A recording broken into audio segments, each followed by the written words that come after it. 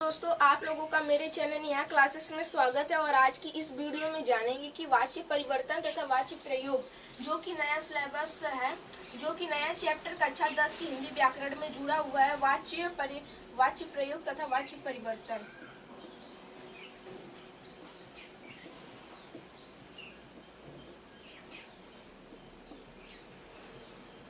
वाच्य परिवर्तन।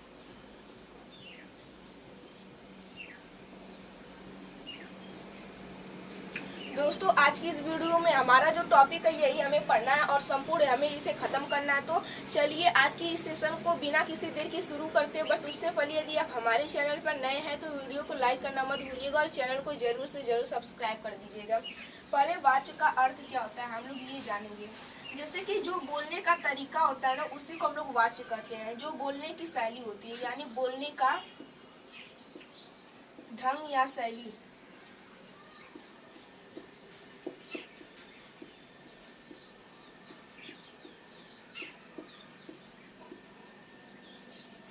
कुछ लोग होंगे तो एकदम पूरा जैसे कि कारे का कर बे ऐसे बोलते हैं, और कुछ लोग होते हैं क्या जी क्या करेंगे, बहुत प्रेम मीठी भाव से बोलते हैं। तो जो बोलने का कला यानी ढंग होता है, शैली, उसी को हम लोग क्या कहते हैं, वाच्य कहते हैं। अब हम लोग जानेंगे कि वाच्य की परिभाषा क्या होगी।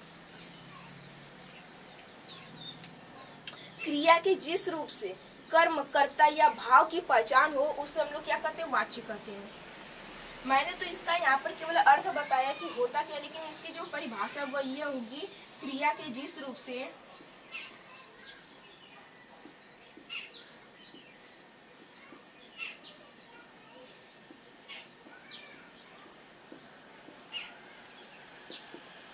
कर्ता,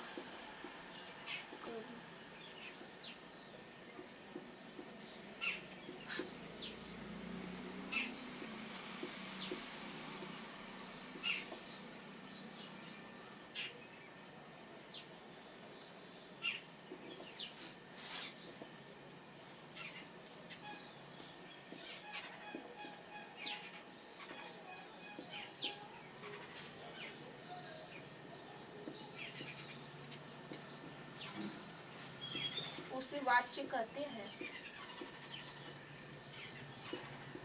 यहाँ पर हो जाएगा वाच्य यानी बोलने का ढंग या शैली। अब वाच्य का हमने यहाँ पर परिभाषा लिख दिया, क्रिया के जिस रूप से कर्ता, कर्म या भाव की प्रधानता, भाव की पहचान किया जा सकता है उसे वाच्य कहते हैं। अब वाच्य जो होते हैं ये तीन प्रकार के होते हैं। एक होता है हमारा क्या,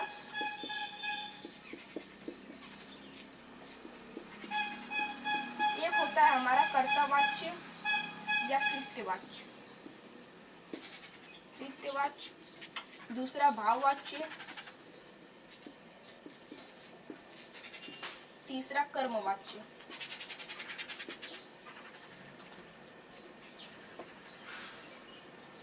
जैसे कि इसमें कभी कभार इस प्रकार का क्वेश्चन पूछ लेता है कि भाववाच्य में किसकी प्रधानता होगी। तो भाववाच्य में जो होगी ना, भाव व क्रिया की प्रधानता होगी। भाव से भाव हो जाएगा और क्रिया की प्रधानता, भाव व क्रिया की प्रधानता होगी। या कभी कभार क्वेश्चन पूछ लेता है बहुविकल्पी में क्रिया की प्रधानता होती है, जबकि कृत्यवाच्य में किसकी प्रधानता होती है, कर्ता की प्रधानता होती है।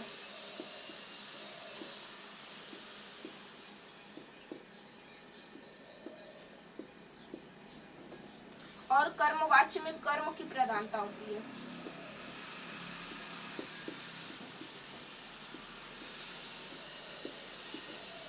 मैं आपको अभी पहचानने का ट्रिक बता रहा हूँ। ये जो होगा ना, जहाँ पर भी आपको कोई सिंपल वाक्य दिख जाए, सिंपल यानी साधारण सा वाक्य दिख जाए, जैसे कि रोहन खाता है, रोहन नाचता है, रोहन स्कूल जाता है, और बहुत सारे तमाम है। जहाँ पर भी आपको सरल वाक्य दिख जाए, सरल वाक्य, जैसे किसका नाम लो, दीपक, दीपक स्कूल जाता है।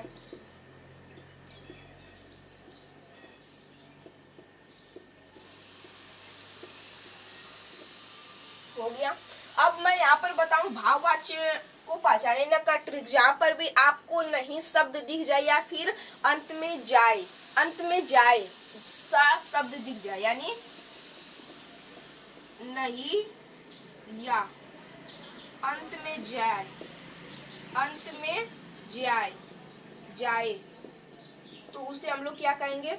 मैं यहाँ पर जैसे कि जहां पर भी जिस भी वाक्य में आपको नहीं शब्द मिल जाए और अंत में जाए, जाए इस प्रकार का शब्द आपको मिल जाए और पूछ दे कि यह किस प्रकार का वाच्य है, तो वह कौन सा होगा, भाववाच्य होगा। जैसे कि उससे बैठा नहीं जाता, कभी कभी जाता आएगा, जाए आएगा, यहाँ पर जाता भी लिख दे रहा हूँ। उससे नहीं बैठा, उससे बैठा नहीं जाता,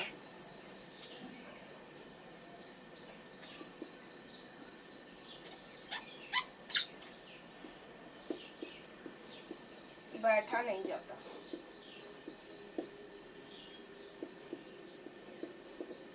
जैसे कि उससे खाया नहीं जाता, उससे घूमा नहीं जाता, ये सब आपको यहाँ पर ना दिख जाएंगे या फिर अंत में ता या फिर जाए दिख जाएगा।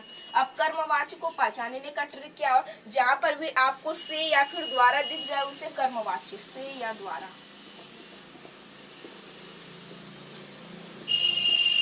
से, जैसे कि रोहन के द्वारा यह काम किया गया, रोहन से स्कूल गया, यानी रोहन के द्वारा स्कूल गया, रोहन के द्वारा स्कूल में गृह कार्य किया गया।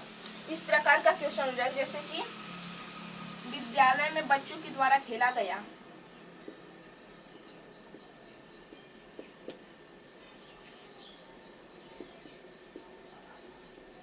बच्चों के द्वारा